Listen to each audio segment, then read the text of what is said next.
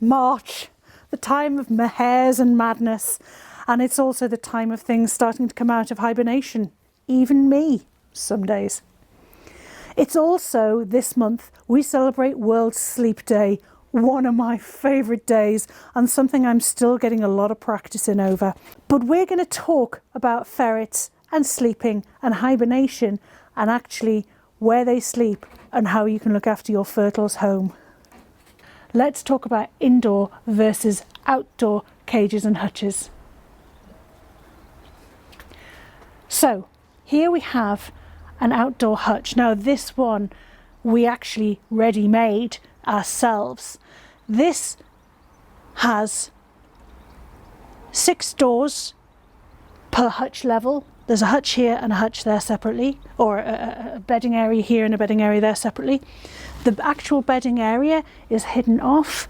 In here it's hidden off just because with a bit of towel, it's a bit of sort of nasty work, but it's because it's been really cold and we wanted to make sure that they had more than one bedding area. The same at the bottom. It's not looking great at the minute, but you work with what you have, and this is the reality and the day-to-day of ferret ownership essentially. All of these will open, so this opens up that way, that side opens up that way, and this side comes down as well fully, so we can get full access to these cages. And that's really great because you want to be able to clean these out properly, fully, and even for me, in between different borders, steam cleaner in there, properly cleaning it out and making sure it's good to go for the next fertile phase. You can see our water bottles there. We've got water carrots in most of them. I think the bottom one's got the glycerin, the edible glycerin in it. And as you can see, there's a mix of bowls and bottles depending on the furtles involved. The bedding areas where they sleep, it's hidden off, and that's where we've got a lot of toweling and not as much of the man-made fibres. They will be fine out here. When it's really cold, we have old sails from sailing boats that we were given, and they get pulled down over it and help protect it on very, very cold weather. And similarly, I don't know if you can see these in shot, but these are where we can hang the sails from as well to protect them. There's one there as well, you probably won't see that one, and that's where we can hang the sails as well to protect them from the sun. So we're not just trying to garrote people, although that is a secondary motivation. So outdoor hutches, as long as they're set up right and they still have everything that the fertile needs, you're great to go. Just remember though, your ferret as much as anything needs stimulation. So if they're outdoors, make sure you're giving them a great yard with lots of fun things to play with. They'll love you forever. So then, indoor cages. This is a Ferret Nation cage. It's specifically designed for ferrets, as the name might suggest. You can get other ones that aren't Ferret Nation. This here isn't a Ferret Nation cage, but it is different in that the Ferret Nation, I can open both doors fully and get right in there. I can lift this out fully and clean it if I want to. The non-Ferret Nation cage, I'm only able to open one door. I can, however, get the base out by pulling it this way, so that isn't too bad, but it can still be a bit awkward depending on what you're doing. Hey Archie, or you Barry, not entirely sure. Let's go back to this cage. So then, what do you need in a cage? A lot of people will have covers on here and covers on here. Much as it's lovely, and it does look lovely, my boys will have that covered in poop in about a day.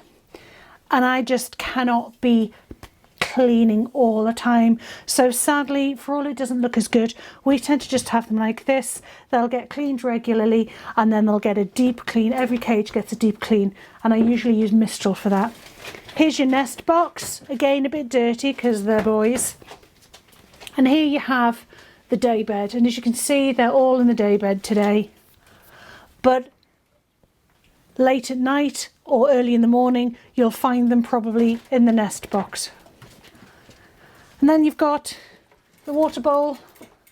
You don't need to worry so much. That actually needs cleaned down. You don't need to worry so much about water bowls because they're indoors, you know. But notice how this is cotton, because there's 4 of them in there. This is the cotton side I have there rather than this lovely furry side. But it's just as good for them. Hey Bangs, hey Spooks, hey you. There's 4 in there, promise. There's a little one in there somewhere. I just gotta find him. Who's trying to kill my little man? There we go. Hey Spooky. Are you gonna let go? Sleepyhead? Thank you. Just by the by, you can see that didn't penetrate. That is one from somebody else. But he's just half asleep still, and they just explore with their teeth. So indoor cages, there's hardly anything to worry about. You don't need to worry about, certainly about them being too cold, and certainly for us it means that in the cold weather the indoor ones are much easier to work with. You can clean them in the middle of the night because you have your lights on. Our outside doesn't have a great amount of light. If you've got your furtles in a shed in cages, that's a different matter, of course.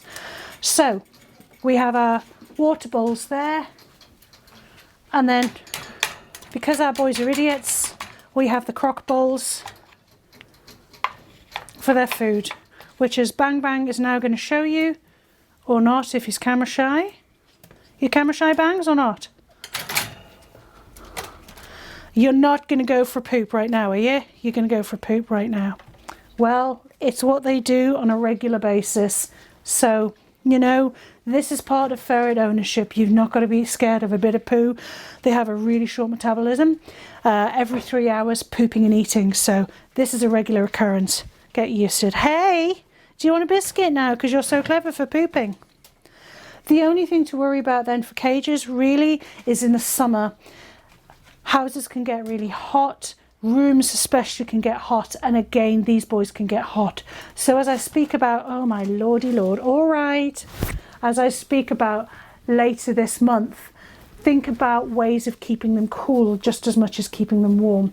And again, you can use something like a cool mat on here, and that will literally do as it says on the tin.